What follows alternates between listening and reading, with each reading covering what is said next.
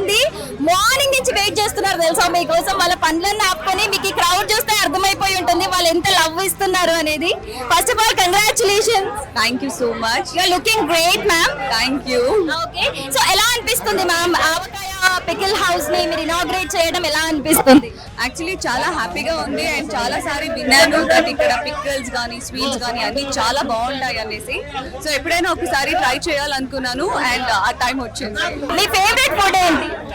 Basic I'm not foodie but ఎమ్మీగా టేస్టీగా ఉంటే హ్యాపీగా తింటాను. అంటే స్వీట్ క్రేవింగ్స్ స్పైసీగా తినడానికి ఇష్టపడతారా? రెండు మిక్స్ అంటే డిపెండ్స్ ఆన్ మూడా? ఎగ్జాక్ట్లీ. ఎవరైనా ఇంటికి గెస్ట్ వస్తే ఏం ప్రిపేర్ చేయడానికి మీరు ఇష్టపడతారు?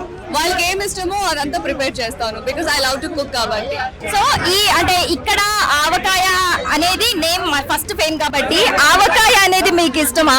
నాకు వేడి వేడి అన్నం ముద్దపప్ప నెయ్యి ఆవకాయ ఉంటే ఐల్ బి సూపర్ హ్యాపీ.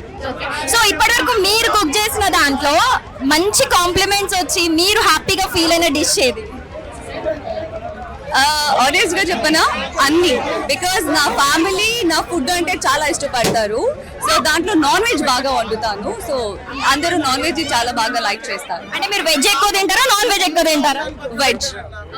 అయితే ఇద్దరం సేమ్ పించ్ అనమాట గిచ్చాలి. అవునా? So nice. వెజ్ లో ఏ రెసిపీ బాగా ఇష్టం మీకు? నాకు రసం అండ్ రైస్. ఇంత సింపుల్ గా ఉంటారా? అసలు ఎక్స్పెక్ట్ చేయలేదు.